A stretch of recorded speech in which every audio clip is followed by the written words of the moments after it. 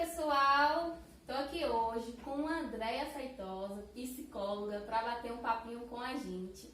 E o vídeo de hoje tem um patrocínio de IRC, Cunha Salgados, Pate Bolo e Arte Fé, Papelaria em Minas.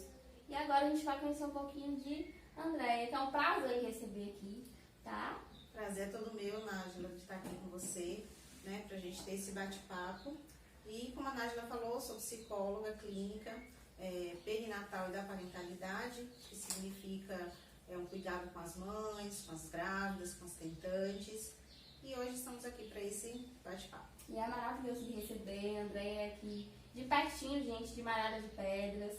É uma pessoa assim que eu conheci há pouquinho tempo, mas já sou encantada pelo conteúdo que ela traz lá no seu Instagram, que é @psicogestantes. Psicogestantes, já sigam. E vamos pro nosso bate-papo. A gente vai começar hoje falando um pouquinho sobre o puerpério. Você pode falar um pouquinho da definição sobre o puerpério? Certo. O puerpério é considerado aquele período onde a mulher, quando sai do hospital, né, vai ali para casa, acabou de ganhar o neném, sai da maternidade, e ela vai passar por um tempo ali, que pode ser 1 mês, 2 meses, vai depender muito de cada mãe, como que vai lidar com todas as questões que envolvem o emocional. E o que chama a atenção no puerpério, Nájila? É a mudança na vida da mãe, a mudança no emocional, na rotina da vida da mãe. Então, até então, essa mulher, ela tinha outros horários para dormir, para acordar, o seu trabalho, a rotina de casa, era tudo diferente. Com a chegada do bebê, e é onde a gente chama, ela está no puerpério, aí a gente vai ver que é essa transformação muito grande.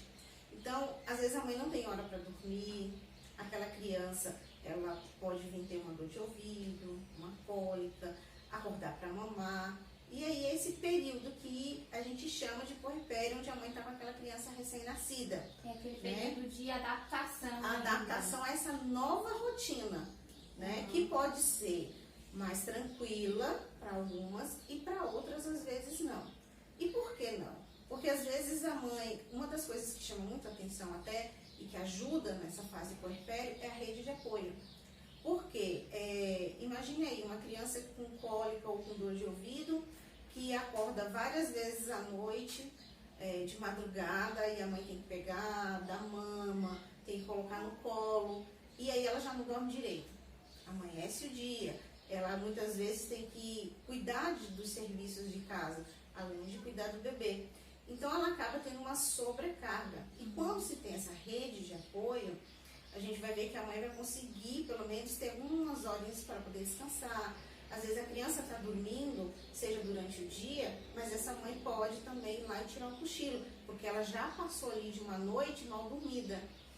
Eu me lembro que na minha época, que eu ganhei neném, eu fui falar, pro meu marido sobre o puerpério, e ele disse assim, não, amor, você não vai passar por isso não, porque eu sou o marido presente, e realmente ele é. E foi muito presente na minha família. Ele disse assim, não, isso aí é pra quem não tem uma rede de apoio, isso aí é pra quem não tem alguém ali. Porém, veio também, não sei se isso já parte pro baby blues, uma tristeza. Você pode explicar um pouquinho o que acontece com a gente? Que parece que quando nasceu o bebê, tá a família toda sorrindo, mas a mãe tá ali naquela tristeza, que é normal para todo mundo, né? Não se sinta, eu sou a pior mãe do mundo por isso, porque pode acontecer. Você pode explicar um pouquinho sobre isso também? Se isso já é o baby blues ou... Sim. Com essa mudança de rotina, Nájila, aí o que acontece? Às vezes a mãe ela vai se sentindo muito sobrecarregada. E aí chega uma hora que ela sente como se ela não fosse dar conta. E aí ela começa a imaginar que ela não vai dar conta de cuidar do bebê, de dar mama, de trocar, todos os cuidados que envolvem com um recém-nascido. E aí vai vindo essa tristeza, né, que a gente chama de baby blues. É algo que acontece nas primeiras semanas, né, do nascimento da criança e logo ali passa. Ela não é caracterizada uma patologia como uma depressão, né? Então ela vem, a mãe passa por aquele sentimento ali de tristeza, todo mundo, igual você falou, todo mundo tá feliz, mas ela tá ali, parece que nada tá bom. Isso, não vai dar certo, eu não vou conseguir ser uma boa mãe, eu não consigo amamentar direito, eu não consigo, ela... Por Porque ela já vem ali meio que digamos, cansada dessa rotina que mudou, dessa adaptação, que muitas vezes a gente é pego de surpresa. Porque às vezes a gente fala assim, vai chegar o bebê, mas a gente não imagina a transformação que é na vida da mulher, na vida do casal, na vida da família. Então, muitas vezes, a mãe ela pode estar rodeada de pessoas, mas ela passar esses primeiros dias com aquela sensação de tristeza. Então, não é que ela não está gostando da criança, entendeu? É um sentimento como se ela não fosse dar conta, entendeu? Então, é por isso que ele é passageiro. Depois ela já, meio que, vamos dizer assim, volta e continua com seus cuidados. É porque tudo muda também. Porque pensa, a mulher ganha neném, muda o corpo dela, o psicológico, o sono, a responsabilidade, que agora eu não sou mais tia, não sou mais prima, eu sou a mãe, eu que tenho que dar conta, que tenho que acordar de madrugada, que a gente sabe que não é fácil, né? Que você falou a questão do sono, que muda também. Que a partir do momento que mexe com o sono da cabeça de qualquer pessoa, gente, não é só mãe, não. Qualquer pessoa, a perca de sono, que é... Qual é o nome que se dá? Essa perca de sono? Não me lembro agora o nome, que me fugiu na memória o nome que se dá. A perca de sono, a gente muda, as cabeças ficam assim, cheias de coisas. Eu lembro que na minha época, quando o Anthony nasceu, gente, a sensação que eu tinha, para poder explicar para vocês, é como se tivesse morrido alguém da família, era como se eu tivesse de luto, sabe? Eu entrei no quarto no carro um dia para levar ele para pediatra, e parecia que o céu tava cinza. Parecia assim que eu tava assim, na pior fase da minha vida. Mas o bom que passa, né? Sim, ele Quanto é rápido. tempo mais ou menos? 15 dias, de 15 dias para trás. Já acabou. Já acabou. O Graças baby blues. O baby blues. O baby blues, né? A gente vai falar da insônia. Insônia e tem outro nome também que fala... Eu vou lembrar. Eu vou lembrar. Tranquilo. Pode falar. Então, mas essa mudança toda, ela, como a gente estava falando do sono, a gente sabe que a importância do sono é reparador. No sono é onde a gente recarrega as nossas baterias, né? Então, você tá durante um dia todo com os cuidados com aquela criança. A realidade de muitas, a gente sabe que ela ainda tem que cuidar da casa, que ela tem que cuidar da comida. Não são todas as mães que têm uma rede de apoio ativa. Então, quando chega à noite, se a gente, vamos imaginar assim, sem ter o filho pequeno, tudo que a gente faz durante o dia, quando chega à noite, a nossa bateria já está ali fraca. Então, imagina você ficar o dia todo em atividade, não conseguir ali descansar, quando chega à noite, que você começa a dormir, o neném chora. Né? É para mamar, quando é para mamar, menos mal, porque ele vai mamar, e aí ele vai dormir, então você vai conseguir também descansar um pouco. Quando é uma criança que está com alguma dor, aí já é diferente, porque ela pode acordar mais vezes e ficar chorando, aquele choro de dor, né, angustiante, aí a mãe já não consegue dormir. Então, o que acontece? Ela não conseguiu, para o pessoal entender melhor, recarregar suas baterias. Então, quando chega no dia seguinte, essa mãe ela vai amanhecer como? Completamente exausta, cansada, porque ela não teve tempo para descansar. Ela não conseguiu. Aí ela emenda o outro dia de novo, naquela atividade. E para uma mãe, por exemplo, mãe de primeira viagem, que tudo é novo. Que tudo é novo. Que eu não sabia nem segurar direito o meu filho. Então eu tinha medo para tudo. Então o medo também vem junto, né? Sim. O medo de fazer alguma coisa errada, a insegurança. E sobre a depressão pós-parto. Como que a mulher pode fazer para não passar, eu diria assim, pela depressão pós-parto? Hoje esse termo, ele até mudou de depressão pós-parto para depressão perinatal, mas ainda o pessoal ainda não tem muito conhecimento. Então automaticamente o pessoal vai conhecer mais como depressão pós-parto, mas só para o pessoal entender. Então o que acontece? A depressão, a gente fala assim, vamos chamar ela de depressão pós-parto. Dá a entender que essa depressão surgiu pelo nome após o nascimento, né? Pós-parto. Só que aí a gente vem estudar a história, conhecer a história dessa mãe. Então, essa mãe, durante a gestação, ela já vinha passando alguma coisa, ou até mesmo antes da gestação. Deve ter acontecido alguma coisa para ocasionar a depressão pós-parto. Isso, então não é assim, a mãe ganhou neném, porque às vezes tem pessoas que pensam, não, ela ganhou neném, ela foi para casa, aí confunde com a tristeza do baby blues, ou alguma coisa nesse sentido, e fala assim, ela tá com depressão pós-parto. Mas ela estava passando por alguma dificuldade antes? Como é que vocês tinham percebido que estava essa mãe? Não, ela estava tudo bem, foi depois que ela ganhou o neném. Na verdade, não é. Essa mãe, ela já vinha com um histórico. A gente tem duas situações, Nájila. Tem uma de pessoas que ela já tinha depressão, não tinha sido trabalhado, aí ela teve uma, vamos dizer assim, uma melhorazinha e ela veio ali, seguindo a sua vida. Engravidou, mas aí nesse período da gestação, 9 meses é um período longo, muita coisa aconteceu na vida dessa mulher, porque a gestação, de uma certa forma, ela transforma não só o corpo, mas a nossa vida, né? Você sabe que tem um ser que está crescendo dentro de você, o que você pode fazer, o que você não pode, né? O que você pode beber, o que você não pode. Então já tem esses certos cuidados que a gente tem que ter. E aí, se essa mãe, nesse exemplo que eu estou dando, ela já não estava muito bem emocionalmente, ela passar uma gestação um pouco conflituosa, vamos dizer assim, ela tem grande risco de vir a ter a depressão pós-parto. Porque aí é onde vai desencadear, onde ela vai soltar com tudo ali. E como que eu sei que eu tô com a depressão pós-parto? Olha, aí a gente tem ou o psicólogo para ajudar nessa avaliação, ou o psiquiatra. A mãe sozinha, ela não vai conseguir diagnosticar. Por quê? Porque a gente, nesse meio termo aí, a gente tem o baby blues. E tem muita gente que confunde. Às vezes vai chegar pra gente uma mãe que está no baby blues. Ela não está numa depressão pós-parto. E aí tem que ter muito esse cuidado. Porque por se falar em depressão, provavelmente, passando com o psiquiatra, ele vai passar uma medicação. Aí a gente já tem que ver se essa medicação não vai atrapalhar a questão da amamentação. Tem que, né, que tá vendo todas essas questões. Agora, o que a gente pode, vamos dizer assim, deixar de dica para quem vai, né, tá assistindo a gente aí? Quando você observa uma mãe no pós-parto, que ela tá triste há mais de 2 semanas, você percebe que ela não tem uma alegria a pegar o neném, que ela vai dar uma mama, ela não curte aquele momento de passar a mão, ela tá dando a mama como se estivesse fazendo outra coisa. Ela não conversa com o bebê, ela não conversa com o companheiro, ela demonstra tristeza o tempo inteiro, ela tem falta de apetite, ela não consegue dormir direito, não é porque a criança não está deixando, mas é porque aí você vai vendo que a pessoa, você vai juntando ali, né? Então você vai fazer assim, vamos levar para uma avaliação, vamos tentar ver o que está acontecendo.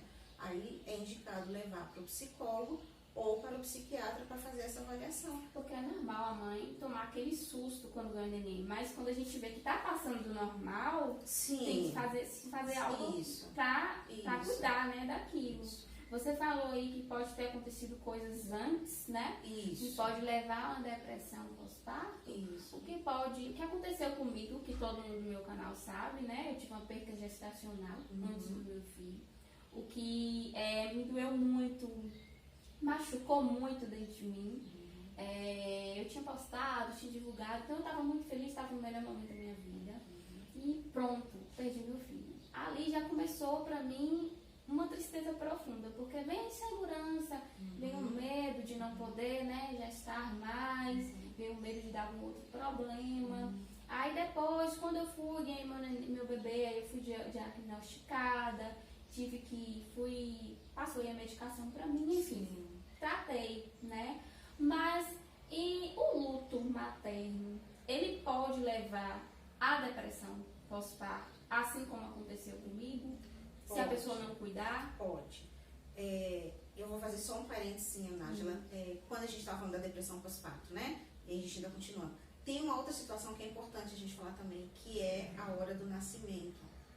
Ela é muito importante para a mulher nessa hora. Então, às vezes, a gente vai lidar com uma mãe que ela teve a gestação toda, ela estava bem emocionalmente o tempo todo. Mas a hora do parto foi muito significativa para ela. Às vezes ela desejou, planejou algo e ali não aconteceu. Ou ela sofreu vários tipos de violência obstétrica, que a gente chama, e isso marcou profundamente ela. E ela, ao sair da maternidade, vai para casa com poucos dias ela pode vir desenvolver. Entendeu? Então, assim, interessante a gente Você tá falando, eu tô arrepiando. Porque assim, a gente tem essa situação também, entendeu? Então, de uma depressão que ela vai surgir, ela vai começar naquele momento, né? Só para dar um exemplo, o pessoal, né, entender melhor, eu acompanhei uma gestante. A gestação dela quase toda, ela estava ótima. E eu acompanhei porque eu trabalhava com um grupo de mães, não é porque eu acompanhei porque ela estava com problema emocional, mas um trabalho que eu fazia com um grupo de mães, com palestras e atividades. E aí, quando ela foi ganhar o neném, ela não estava conseguindo achar vaga. Então, aí já começou uma angústia, certo? Então, uma preocupação. Então, essa mãe ficou, foram 2 ou foi 3 dias, nessa espera de uma vaga no hospital para ela ganhar o seu neném. Então, isso passou tudo aquilo que ninguém imagina que vai acontecer, né? Então, como ela estava bem emocionalmente, isso aí afetou de cheio. Então, quando ela teve o neném, que ela voltou para casa, ela teve o baby blues. A sorte que logo no começo, por já ter acontecido de eu ter trabalhado, ela ter participado do grupo de gestante, ela já pediu ajuda porque ela percebeu que não tinha algo legal com ela. E aí eu já iniciei um trabalho e uma das falas dela era: eu não vou querer ter um filho nunca mais. Ela tinha a primeira semana com a criança. Por quê? Porque aquilo traumatizou ela a hora do parto. Então a gente precisa, né, falar disso também, que esse momento é muito importante. Então ele pode levar uma consequência depois. Então pode vir uma depressão lá depois, devido ao que aconteceu. Isso. Você falando, e eu falando, né, que eu tô arrepiando, porque eu vivi tudo isso, né? O pessoal do meu canal já sabe, o Instagram já sabe, que eu estudei bastante para ter um parto normal e não aconteceu. Então eu fiquei 12 horas de trabalho de parto, sofrendo, entre aspas, né? Porque a gente precisa passar pelo aquele procedimento, precisa passar pela dor para ter um parto normal, né? E aí eu não consegui. Então aquilo me frustrou muito, muito, muito. Eu falava pra todo mundo, eu não acredito que eu não consegui ter um parto normal. Foi aí que ocasionou também a depressão. E aí, o que eu fazia? Eu chorava escondido. Eu não contava pra ninguém. Ao invés de procurar ajuda, o que eu fiz? Eu me fui pra trás. Você se isolou. Isolei. Eu chorava dentro do banheiro, eu chorava escondido do meu esposo. O que você pode dizer, assim, pra uma pessoa que está se sentindo assim, pra não fazer assim como eu, né, de se retrair, de não contar, o que as pessoas podem fazer para poder procurar ajuda, porque não é fácil, gente, passar por isso. A primeira coisa que as pessoas precisam entender é essa questão: eu preciso de ajuda. O ser humano, de modo geral, Nájila, tem uma dificuldade quando a gente fala das questões emocionais. Então, parece que a pessoa tem medo de mostrar uma certa fragilidade, sabe? Então, assim, eu não quero que me vejam chorando, eu não quero que me vejam triste. Eu não quero que ninguém pense que eu tô assim, que eu tô me escondendo, que eu quero ficar sozinha, né? E a gente sabe que hoje você colocar o que está sentindo para fora, isso vai te ajudar demais, porque nós somos seres humanos. Quando você estava falando do luto, como é que uma mulher que planejou uma gestação, que sonhou, que divulgou, igual você falou, não vai sofrer com a perda de um bebê? Sofre, entendeu? Sofre muito. E não tem como. O que a sociedade faz, de modo geral? Ela, às vezes, não deixa a mãe vivenciar o luto e ela tenta com palavras que não ajudam a mãe. É engolir goela abaixo aquele luto. Ouvir coisas do tipo: você é nova, você vai ter outro filho. Eu sei que não é por maldade, porém as pessoas precisam entender que a gente precisa viver o luto.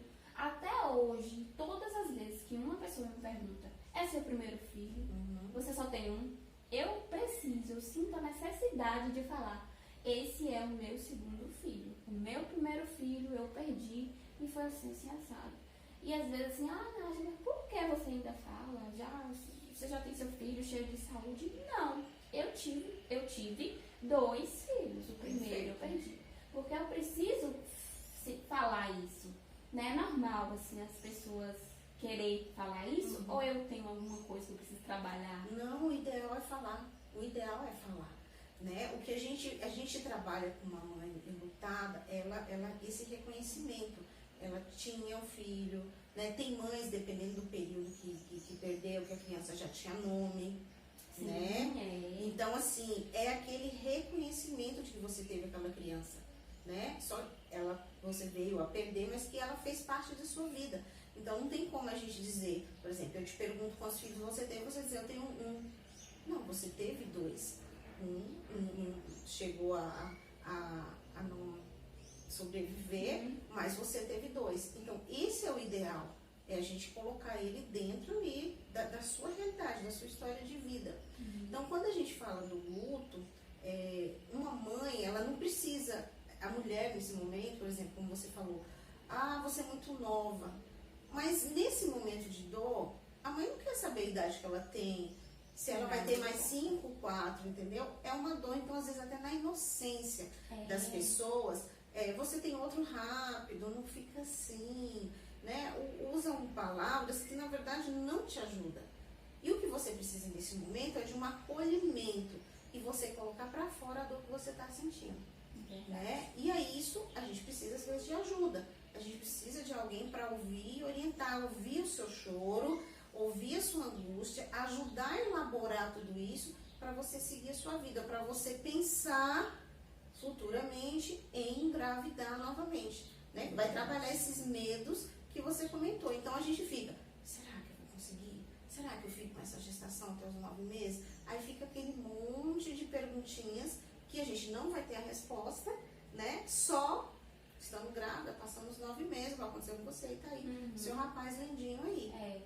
E o que eu falo também, sabe o que acontece? Às vezes a gente não se abre, por exemplo, pro meu marido, pra mãe, pra tia. A gente não consegue, por quê? Tem hora que o parente ali não dá aquela devida atenção, não. Fala, isso é normal, logo que você tá aí. E, assim, comigo funciona assim, eu me abri com uma pessoa que não é da família, eu contar, me abrir, muitas vezes chorar, contar, pedir ajuda, do que me abrir com minha família. Então, assim, eu acho que meu conselho, né, aproveitando que você está aqui, é falar para todo mundo que passou por um luto, por algum momento, está passando por um momento assim, procurar ajuda, né, psicológica, né, que ajuda a gente, nunca é demais, a gente precisa. Porque a nossa mente, como diz o povo, é um nada, né? Então a gente precisa estar ali buscando meios para ir se ajudando. Verdade. Porque a gente se abre mais com o povo de fora do que a nossa família mesmo. E quebrar esse paradigma de falar bem assim, não vou passar por um psicólogo, tomar uma medicação, nada disso. É super normal, né? Se for preciso tomar. E a gente tem que se cuidar, não é isso? Com certeza. Dentro da psicologia, tanto que já tem essa vertente aí, Nájila, da perinatalidade, que é esse acompanhamento das pessoas que tentam engravidar, da gestante e do pós-parto, e a parentalidade, que é o atendimento a mães. Então, assim, já tem essa vertente justo porque é um público que se percebeu que precisa a gente ter um cuidado especial, né? Então, você vê que a gente já tem aí estudos focados para essa demanda, porque a gente sabe que existem essas depressões, a gente sabe que o luto, esse luto materno, ele é muito complicado, tem mulheres que passam muito tempo para poder, de uma certa forma, aceitar e conseguir engravidar novamente, né? A gente tem as questões, como a gente falou, da hora do parto, a gente tem questões de mulheres que têm a gestação muito conflituosa, ela não tem, a gente sabe que não é todo mundo que tem uma gestação plena e feliz. A gente sabe que tem mulheres que às vezes estão numa situação difícil, às vezes com um companheiro, às vezes com o trabalho, às vezes com a família, né? E passando por toda essa transformação que a gestação faz. Então, às vezes, por isso que a gente, né, tem esse foco, assim, esses estudos voltados para isso. Então, a gente atende ali com foco nessa pessoa que está grávida, por exemplo, e que está passando essas angústias. Então, o que vai influenciar nessa gestação? O que pode vir a acontecer com essa mãe, como o que pode vir a acontecer com essa criança quando nascer. Né? Então, assim, pedir ajuda, pessoal, nunca é demais. A gente precisa aprender que tem horas que a gente necessita pedir ajuda, né? A gente tem que não ter medo de pedir ajuda. Exatamente.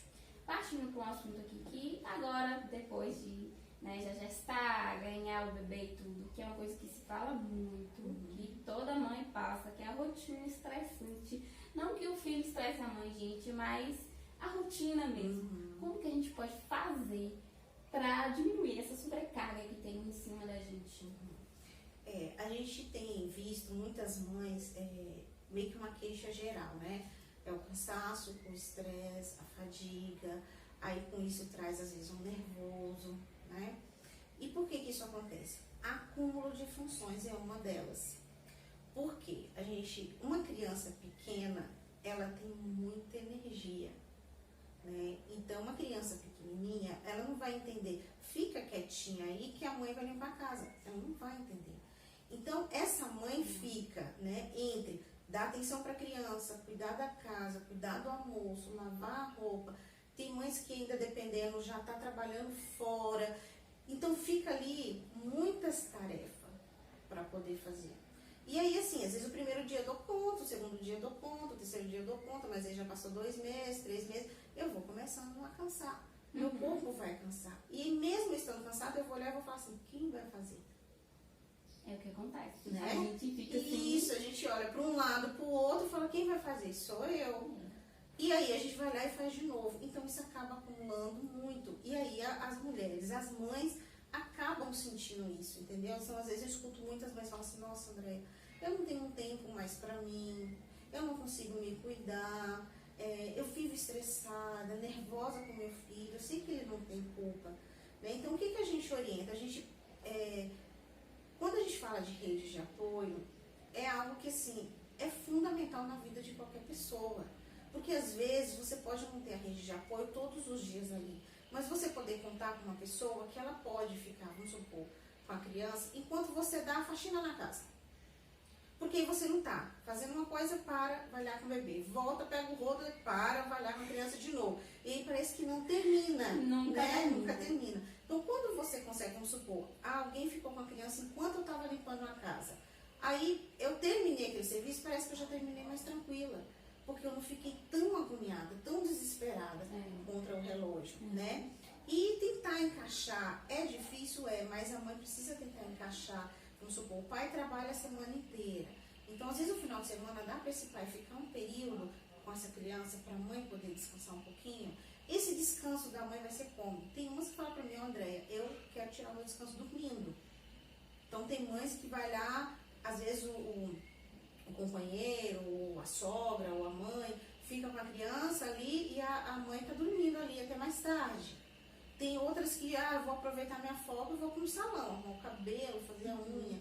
Tem outras que, eu vou encontrar com uma amiga pra gente conversar um pouco, tomar um suco, falar alguma coisa que você... tire daquela rotina, Isso, né? você vai sair daquela rotina, você vai sair ali da sua casa, você vai respirar um pouquinho, vai ser 1 hora, 2 horas, 3 horas, e depois você vai voltar e vai continuar a sua vida. Então, a gente precisa entender que precisamos dar uma pausazinha de vez em quando, né? Então, é fundamental na vida da pessoa, porque senão ela vira uma rotina cansativa e estressante. Aí, quando e não vive, né? E não vive. E quando a gente vai ver, a mãe está estressada com a criança. Aí, às vezes, quando o companheiro chega, a mãe não tem ânimo para nada, a mãe está cansada, a mãe já está estressada, né? E aí isso vai virando um bolo de neve. Então, tem que cuidar também, nesse sentido. Vamos partir agora para as perguntinhas, que eu fiz uma caixinha de perguntas, tá? E aqui uma pessoa está perguntando assim, o puerpério pode durar quanto tempo? Acho que o meu foram quase 2 anos. Tem assim... É porque o puerpério, que um médico fala, um ginecologista, se eu não estou enganada... 45 dias. 45 dias, Isso. Né? Isso, 45 dias. Para a gente da psicologia, a gente trabalha com puerpério que pode ser 1 ano, 2 anos, 2 anos e meio. Por quê? Porque a gente não considera só a parte orgânica, que é o que o médico, às vezes, quando ele fala do 45 dias. A gente leva em consideração todas essas questões de mudança, de adaptação, de fase daquela criança. Então, a criança é muito pequena, então assim, você vai ter umas necessidades da criança recém-nascida. Com 3 meses já são outras necessidades da criança. Com 6 meses são outras necessidades. Então, como que a mãe está lidando com tudo isso? Então, por isso que para a psicologia, esse puerpério ele pode se estender um pouquinho mais. Pode ser até 2 anos? Pode. Porque ele não tem a ver com o corpo em si, né? Com a parte fisiológica, tem a ver com a parte emocional. Como que essa mãe está conseguindo lidar com tudo isso. Por o que é o puerpério? É uma fase tão delicada e como passar melhor para essa fase, né? Ela é uma fase delicada porque a gente passa por essa transformação.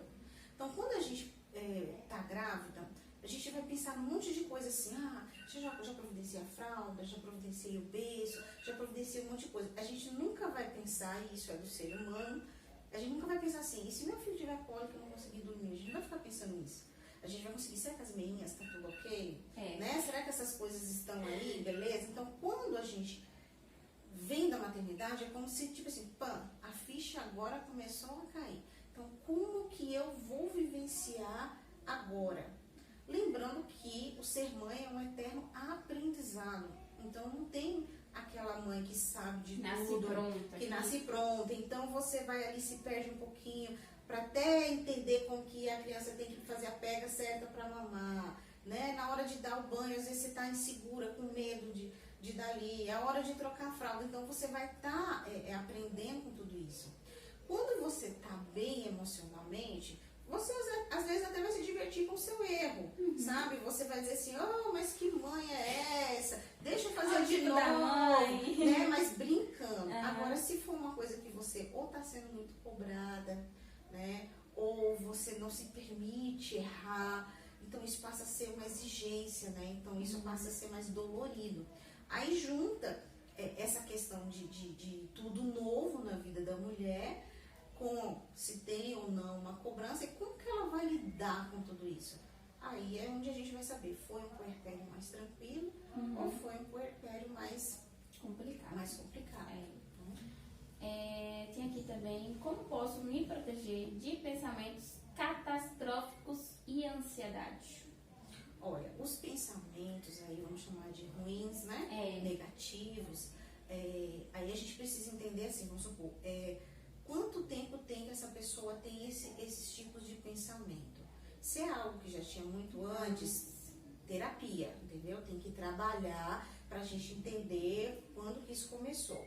Se os pensamentos surgiu depois que ganhou o neném, pode estar associado com o medo materno, o medo de acontecer algo com aquela criança. A gente também precisa trabalhar, porque tem mães que elas têm um autocuidado muito exagerado. Entendeu? Isso, aquela proteção, então tá ventando, fecha tudo. Não pode, a água, deixa eu ver quantas vezes já posso colocar a criança para tomar banho. Então a gente precisa ter isso, porque às vezes fica pensando ali, se tiver quente demais vai queimar a criança, se tiver frio demais vai dar, né? Então assim, é preciso entender o histórico desses pensamentos, entendeu? Então assim, faz tempo, não, sempre teve, como é que é? A outra foi a ansiedade, né? Então, aí essa ansiedade, a mesma coisa. Começou depois que teve o filho ou não? E aí a gente sempre tem que tentar entender qual é o foco da ansiedade, né? Então, André, eu sempre fui ansiosa. Então, aí a gente tem que entender. E você sempre foi ansiosa quando o quê? Porque a ansiedade, de modo geral, todos nós temos, né? Eu costumo dizer assim, a gente tem ansiedade, vamos considerar boa, e ansiedade ruim. A ansiedade boa, por exemplo, vamos dar um exemplo, eu vim aqui pra gente fazer esse bate-papo. E aí ia conhecer você pessoalmente pela primeira vez. Então gera uma ansiedade. Eu vou conhecer a Nájila, como é que vai ser o nosso bate-papo. Tá. Essa é uma ansiedade positiva. Boa, né? Eu vou fazer uma viagem, não posso esquecer isso. Uma entrevista. Desde que não te atrapalhe. Quando que ela é ruim? Quando você deixa de fazer algo. Então vamos imaginar que eu sofresse de uma ansiedade ao extremo. E aí eu marquei com você pra gente fazer esse bate-papo. Mas aí, quando foi hoje de manhã, eu ligo pra você e falo pra você, eu não vou poder vir. Só que eu posso até dar uma desculpa, mas na verdade eu não vim por causa da minha ansiedade. Entendeu? Então, a ansiedade, ela passa a ser ruim quando a gente deixa de fazer algo com medo de acontecer outra coisa. Entendeu? Então, assim, eu não vou lá na entrevista, lá com a Nájila, no bate-papo, não, porque, sei lá, eu começo a imaginar um monte de coisa. Vai que ela me pergunta alguma coisa e eu não sei responder. Como é que eu vou falar? Como é que eu vou dizer? Então vai ser mais fácil eu dizer pra ela que eu não vou, que eu tô com dor de barriga. Entendeu? Então assim, a gente, pra entender ele um pouquinho melhor, né? Então a ansiedade, quando ela tá num ponto que tá te atrapalhando de convívio social, né? Tirando uma sono. festa, tirando o sono, tirando o apetite, ou comendo em excesso. Aí às vezes a gente precisa de ajuda para entender qual é o foco. Porque às vezes o foco não é a comida. A comida está sendo o local onde você está descarregando aquilo que você está sentindo. O foco pode ser outra coisa, por exemplo, um problema no relacionamento, uma doença, alguma coisa nesse sentido. E para finalizar o nosso bate-papo de hoje, por que nós devemos fazer terapia? Certo, boa pergunta. A terapia surgiu, Nájila, como forma de ajudar o ser humano a entender um pouco das suas angústias, a lidar, né, com as suas angústias, com as suas dores, com as percas, com as alegrias também. Porque nós não somos uma máquina.